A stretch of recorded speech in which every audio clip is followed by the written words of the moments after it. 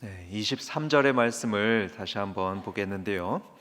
23절에 보면 모든 지킬 만한 것 중에 더욱 무엇을 지키라고요? 네 마음을 지키라. 생명의 근원이 이에서 남이니라 했습니다. 모든 지킬 만한 것 중에 더욱 우리 마음을 지켜야 한다. 우리 재산도 지켜야 되고 또 명예도 지켜야 되고 건강도 지켜야 되고 지위도 지켜야 되는데 그 모든 것보다도 더 지켜야 할 것이 있다. 그게 뭐냐 하면 뭐라고요? 마음이다. 마음을 지켜야 한다. 왜 그렇습니까? 생명의 근원이 바로 그 마음에서 나기 때문에 그렇다 합니다. 여러분, 우리 마음이 얼마나 요동치는지 모릅니다. 그렇죠?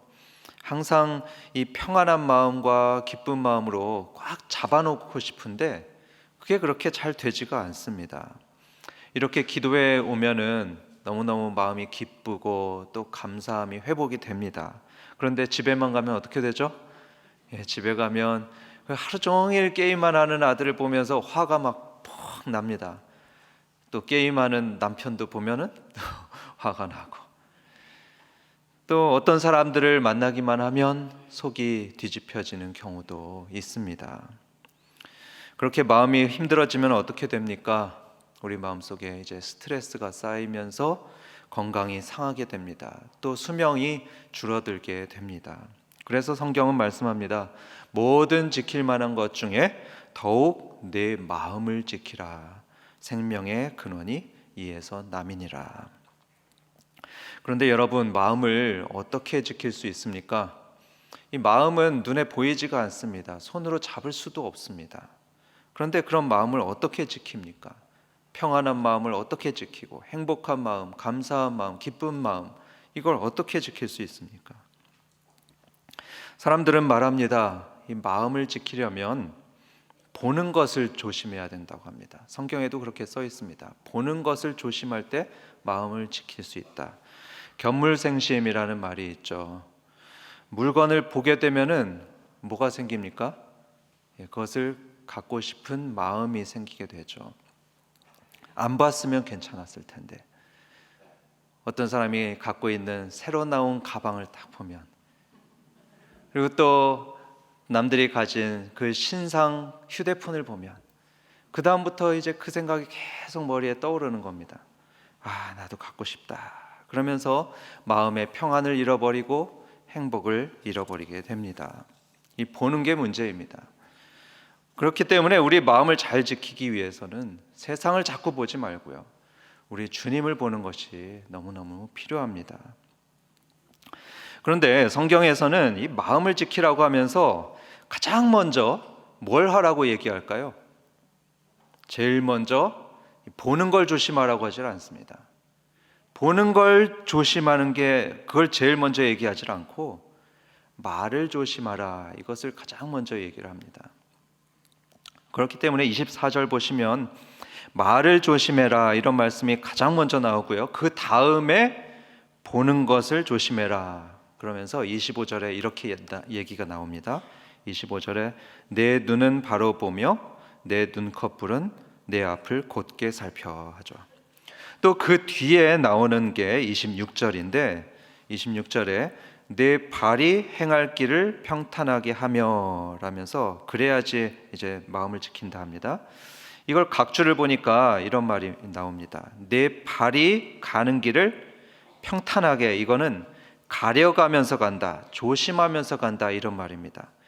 그렇게 발을 조심해서 가야 마음을 지킨다, 이런 말씀입니다. 그렇죠. 우리의 발이 이 말씀의 자리, 기도의 자리, 예배의 자리로 자꾸 가야지 우리들의 마음이 굳건하게 되는데, 그렇지 않고 이 세상의 다른 헛된 자리로 막 다니다 보면 우리들의 마음이 요동하기가 쉽습니다. 그런데요, 이 구절도 어떤 말씀보다 그 뒤에 있느냐 하면 말을 조심하라, 이 말씀 뒤에 나오게 되는 걸 볼 수가 있습니다. 다시 말해서 이게 무슨 말이냐면, 우리가 이 마음을 지키려면요, 눈이나 발이나 다른 어떤 것보다도 말을 조심하는 것이 가장 중요하다, 이런 말씀입니다.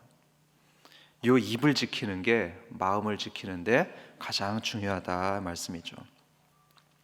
미국의 작가이자 또 퓰리처상 수상자인 마야 앤젤루라는 사람이 이런 말을 했습니다. 말이 몸속으로 들어간다. 말이 몸속으로 들어간답니다. 그래서 우리를 건강하게 하고 희망차게 하고 행복하게 하고 높은 에너지를 갖게 하고 놀랍게 하고 재밌게 하고 그리고 명랑하게 만든다. 반대로 말은 우리를 의기소침하게도 만들 수 있다. 부정적인 말은 우리 몸속으로 들어와서 우리를 우울하게 하고 못마땅하게 하고 화나게 하고 마침내는 아프게 한다 합니다. 그렇기 때문에 여러분, 우리는 말을 가려가면서 해야 되는 것입니다. 그런 사람이 지혜로운 사람이고요, 그런 사람이 마음을 행복하게 지키고 평안하게 잘 지킬 수가 있습니다. 말을 슬기롭게 또 지혜롭게 함으로써 마음을 잘 다스리는 저와 여러분 되기를 주님의 이름으로 축원합니다. 그런데 어떻게 말하는 게 슬기롭게 말하는 것이고 지혜롭게 말하는 것일까요? 하나님께서는 우리가 어떻게 말하기를 정말로 원하실까요?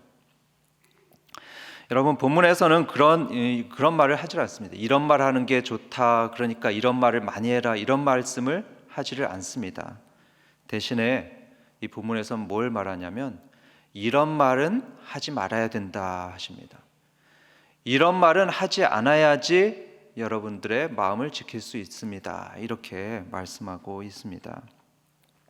그러면 어떤 말을 하지 말라고 할까요? 24절입니다.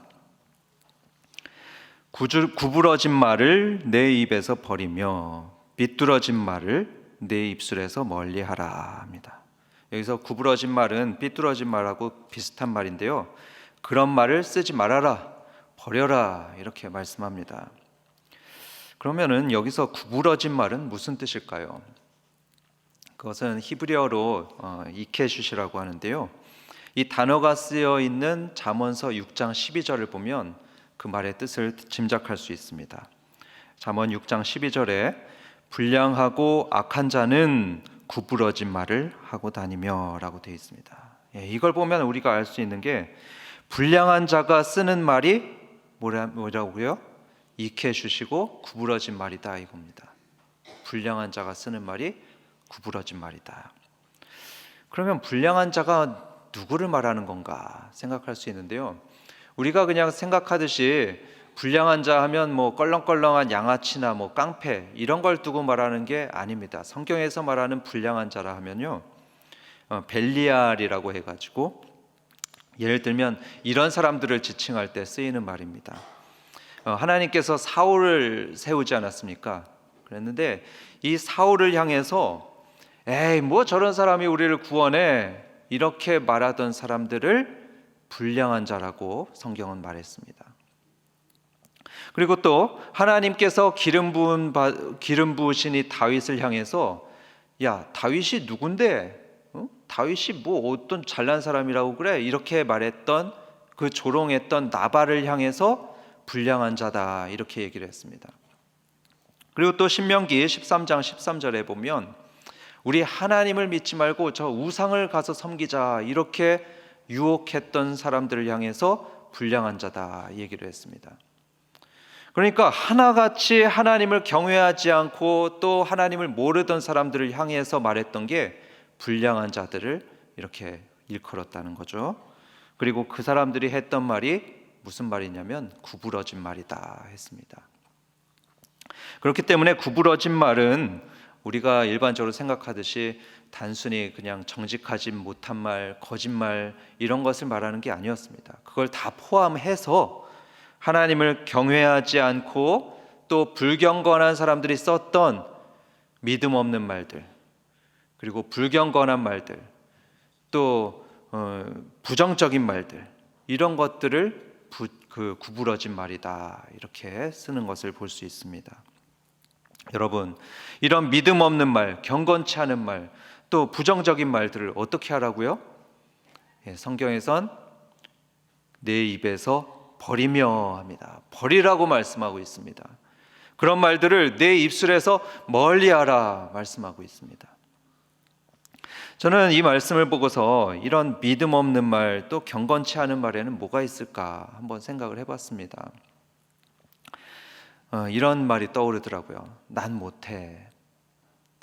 난 늙어서 못해. 나는 건강하지 못해서 못해. 돈이 없어서 못해. 이런 난 못해 하는 거죠. 또 이런 말도 생각납니다. 난 안 돼. 난 안 돼. 제가 한 성도에게 이런 권면을 했었습니다. 신앙생활을 잘하기 위해서는 여기 가까운 데 직장을 좀 잡는 게 좋겠습니다 했는데요. 이분이 이렇게 대답합니다. 아무리 구해봐도 그런 걸 여기선 잡을 수 없습니다. 또 권했죠. 아닙니다. 한번 기도해 보시고 한 번 더 찾아보시는 게 어떻겠습니까? 그랬더니 안 될 거예요. 안 될 거예요 합니다. 여러분, 난 못해, 안 될 거야, 이런 믿음 없는 말은요, 가급적이면 쓰지 말아야 합니다. 우리 믿는 성도들에게는 도무지 어울리지 않는 말들입니다. 버리고 또 멀리해야 되는 말입니다. 또 이런 말들도 있습니다. 아, 열받아, 미치겠네, 짜증나. 경건한 사람에게는 어울리지 않는 말입니다. 여러분, 이런 것도 버리고 또 멀리해야 되는 말들입니다. 이런 말도 있죠. 힘들어. 아, 힘들어. 저도 예전에 자주 입에 막 달고 살았었습니다. 여기에 또 어울리는 말이 죽겠다 이거죠. 힘들어 죽겠다. 피곤해 죽겠다. 배고파 죽겠다. 힘들다, 죽겠다. 이런 말들은 부정적인 말들입니다. 역시 믿음의 말도 아니고요, 경건한 말도 아닙니다. 우리 오늘부터 이런 말들 좀 안 쓰면 좋겠습니다. 힘들다 하면요, 그 말이 그 마음속으로 들어옵니다. 들어와 가지고 더 힘들게 만듭니다. 난 못해, 난 안 돼 하면요, 그 말들이 마음속에 들어와 가지고 더 자신 없게 만듭니다. 마음을 어둡게 만듭니다. 그래서 저는 이 설교를 준비하면서 저 자신에게도 이렇게 다짐을 해봤습니다. 이런 믿음 없고 이런 경건치 않고 부정적인 말은 앞으로 쓰지 말아야지. 이 말들 때문에 내 마음이 더 이상은 흔들려서는 안 되겠다, 이렇게 다짐했었습니다. 이런 말들을 버리고 멀리하는 우리 울산교회 되시길 바랍니다. 아멘. 구부러진 말을 하지 말라, 이렇게 말씀하는데요, 대신 어떤 말을 하면서 우리는 살아야 될까요? 좋은 말을 하면서 살아야 되겠죠? 될 수 있는 대로 믿음의 말을 하고 또 자기 자신에게도 격려가 되는 그런 말들을 사용해야 되겠습니다. 못해라는 말보다 할 수 있다 말을 하고요, 안 되라는 말보다 하나님께서 함께 하시니까 잘 될 거야, 이렇게 말해야 될 것입니다. 그러면은 그 말들도 우리 마음속에 들어와 가지고 좋은 것을 만들어냅니다. 성공한 사람들을 얘기를 들어보면 다들 그렇다고 하죠. 대부분 긍정적인 말을 하고요, 또 생산적인 말들을 하는 걸 볼 수 있습니다. 그 결과가 또 좋게 나오는 거였죠.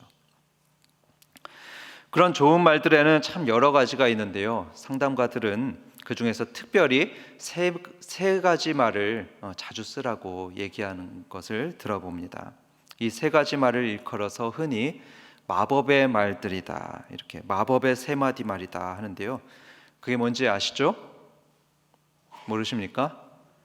미안합니다, 고맙습니다, 사랑합니다, 이 세 마디입니다. 상담가들은 설명하는데요, 이 세 마디 말을 자주 쓰면 마치 마법처럼 관계가 회복되고 또 마음이 풀린다, 이렇게 얘기들을 합니다. 그러면 우리는 이런 질문을 할 수 있습니다. 에이, 목사님, 그거는 상담가들이 하는 말이죠. 성경에서도 그렇게 얘기를 합니까? 성경에도 그 세 가지 말을 쓰라고 말씀합니까? 그런데요, 제가 한번 성경을 이렇게 살펴보니까요, 그게 맞습니다. 성경에서도 이 세 가지 말을 쓰라고 권하고 있는 것을 보게 됩니다. 첫 번째로 미안합니다를 보겠습니다. 미안합니다가 써 있는 게 이제 잠언서 28장 13절의 구절인데 한번 보겠습니다. 자기의 죄를 숨기는 자는 형통하지 못하나 죄를 자복하고 버리는 자는 불쌍히 여김을 받으리라. 여기서 자복하고라는 말이 쓰였는데 이게 무슨 말입니까? 이런 죄를 지었습니다. 잘못했습니다. 그러면서 미안하다 이렇게 얘기하는 게 자복하는 것이죠. 산상수훈에도 그렇게 나와 있습니다. 하나님께 예배하러 갔다가 형제에게 잘못한 게 생각나는 겁니다. 잘못한 게 생각나면 어떻게 하라고 하죠? 먼저 그 형제에게 가서 화목하라 합니다. 미안합니다 이렇게 말해가지고 다시 화목하게 되라 이 얘기입니다. 제가 볼 때 많은 사람들이 이 미안하다는 말을 정말 하기 힘들어하는 것을 보게 됩니다. 제가 언젠가 음식점에 가가지고 식사를 하는데요, 식사하는데 그 속에 은빛으로 반짝반짝하는 줄기가 나옵니다. 그게 뭐였을까요? 수세미였습니다. 수세미가 나와가지고 이 직원에게 보여주면서 말했습니다. 이게 나왔는데 이거 어떻게 된 겁니까? 했죠. 직원이 하는 말이 이게 왜 나왔지? 이상한데요? 그럴 리가 없는데 이러면서 미안하다는 말을 안 합니다. 계속 변명하는 겁니다. 알았다고 하고서 계속 그냥 밥을 먹는데 기분이 계속 안 좋았습니다. 그래가지고 끝나고 나서 먹고 나서 카운터에 가서 다시는 이러지 말라고 다시 보여주면서 얘기를 했죠. 그랬는데요, 여러분 그분이 뭐라고 하냐면요, 손님 그러면 어떻게 할까요? 돈을 드릴까요? 아니면 뭐 다시 음식을 드릴까요? 하는 겁니다. 정말 기가 막혔습니다. 저는요, 새 음식을 원한 것도 아니고 환불을 원한 것도 결코 아니었습니다. 단지 미안하다는 말을 듣고 싶었던 건데 그 한마디 말을 끝까지 안 하는 겁니다. 제가 그 뒤로는 그 음식점 절대 안 갔습니다. 미안하다는 말을 진짜 안 하는 사람들이 있는데요, 그게 누군지 아십니까? 인도 사람들이 그렇게 말을 안 합니다. 제가 인도 갔었는데요, 차로 접촉사고 내고 또 사람을 치더라도 미안하다는 말을 안 하더라고요. No problem 하면서 괜찮지 하고서 그냥 갑니다. 근데 또 누가 그렇게 미안하다는 말을 잘 안 하냐면요, 부부들끼리 잘 안 합니다. 남편이 아내에게 잘 안 하고 아내가 남편에게 잘 안 하고, 그렇게 미안하다는 말을 잘 안 합니다. 이런 얘기를 봤습니다. 어느 날 남편이 피곤한 몸을 이끌고 너무너무 배고파하면서 집에 퇴근했는데 집에 밥이 없어요. 그래가지고 마음이 불편해지기 시작했습니다. 그랬는데 거기다가 대고서 아내가 아니 밖에서 좀 먹고 오지, 냉장고에 떡 있으니까 데워 먹어요. 나도 오늘 바빴어요. 여러분 이런 아내는요 지혜가 없는 아내입니다. 싸움 나기 쉽습니다. 어떤 아내가 지혜로울까요? 똑같은 말이라도요, 냉장고 안에 떡 있어요 하고서 제가 오늘 바빴는데 밥 못 챙겨줘서 미안해요. 나도 바쁘고 힘들었는데 미안해요 요 한마디 말 하는 아내가 지혜로운 아내입니다. 그렇게 말할 때요 남편들의 마음이 조금 풀어집니다. 관계가 개선됩니다. 하나님은 자복하라고 하셨습니다. 미안한 일이 있으면 미안하다고 고백하는 거, 그걸 하나님께서 원하십니다. 두 번째 말이 이거죠. 감사합니다 이것입니다. 에베소서 5장 4절을 보면 이런 말씀이 있습니다. 누추함과 어리석은 말이나 희롱의 말이 마땅치 아니하니 오히려 뭐라고요? 감사하는 말을 하라. 그래서 우리 성도들은 감사하는 말을 많이 해야 합니다. 부부 사이에도요, 맛있는 거 해줘서 고마워요 하고요, 또 아이들 잘 돌봐줘서 고마워요 하고요, 남편이 청소기를 돌리면은 당연히 해야지 이렇게 하는 게 아니고 청소기 돌려줘서 고마워요 말하는 것이 지혜로운 것입니다. 기도할 때에도 감사하는 말을 당연히 해야 되는 것이죠. 빌립보서 4장 6절 7절에 이런 말씀이 있습니다. 아무것도 염려하지 말고 다만 모든 일에 기도와 간구로 너희 구할 것을 감사함으로 하나님께 아뢰라. 그리하면 모든 지각에 뛰어난 하나님의 평강이 그리스도 예수 안에서 너희 마음과 생각을 지키시리라. 그렇습니다. 감사하는 기도가 평강을 만들어냅니다. 우리들의 마음과 생각을 지켜줍니다. 지난주에 구역 신방을 하면서 어떤 집사님을 만났습니다. 이 집사님은 몸도 아프시고 또 여러 가지로 힘든 집사님이셨습니다. 그런데요, 이분이 말끝마다 얼마나 감사하는 말씀을 많이 하는지 모릅니다. 힘든데도 감사합니다, 감사합니다 하고요, 아픈데도 감사하다 하고, 또 아픈 게 나으니까 감사하다고 하고요. 이분의 얼굴이 어떠냐 하면요, 환합니다. 밝아요. 건강한 사람, 또 부유한 사람보다 더 밝고 환한 모습을 제가 보면서 참 귀한 분이다, 이렇게 생각을 했습니다. 성도 여러분, 감사하는 말은요, 우리의 얼굴을 환하게 만들고 마음을 환하게 만듭니다. 감사하는 말을 많이 하시기 바랍니다. 마지막으로 사랑합니다라는 말이 있죠. 사실 성경에는 사랑하는 말을 많이 해라, 이런 말은 없습니다. 그런 말은 여러분 아무리 찾아봐도 찾을 수 없습니다.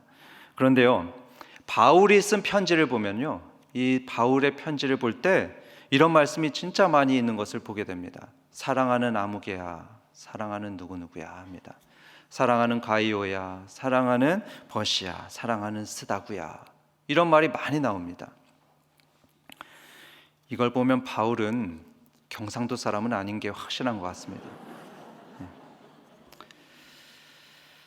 우리 교회에 그 제이 목사님이라는 분이 있는데요, 제이 목사님이 한 번은 저에게 이렇게 말을 했습니다. 사랑하는 김대중 목사님 합니다. 야, 경상도 사람인데 이런 말을 하더라고요. 근데 여러분, 정말 희한합니다. 그분이 사랑하는 김대중 목사님 이러는데요, 그때 그 말이 그냥 제 마음에 확 박혔습니다. 그 이후로 그 제이 목사님이 더 좋아지기 시작했습니다. 성도 여러분, 서로 사랑합니다, 좋아합니다 자주 말씀하시길 바랍니다. 한번 옆 사람과 연습해 볼까요? 옆 사람에게 사랑합니다 해보시고, 좋아합니다.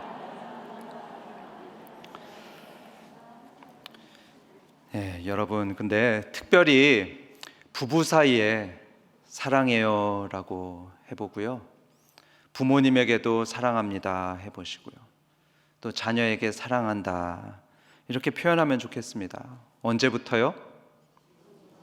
지금부터, 오늘부터. 그렇습니다. 바울이 그랬듯이 사랑합니다, 사랑해요 많이 말할 수 있길 바랍니다.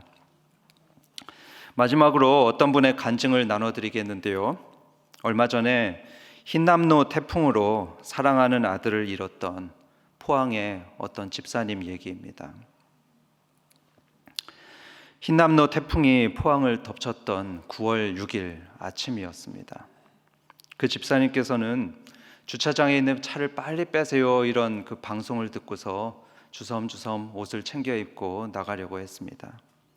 그런데 그때 늘 껌딱지처럼 붙어 다니던 중학생 아들이 이날도 엄마를 따라가겠다고, 엄마 도와주겠다고 따라 나왔습니다. 그런데 이렇게 함께 지하 주차장에 내려가지고 그 차를 빼려고 하는데, 그냥 뭐 들어가려는 차 또 나가려는 차 이렇게 막 엉켜가지고 옴짝달싹 못하게 된 겁니다.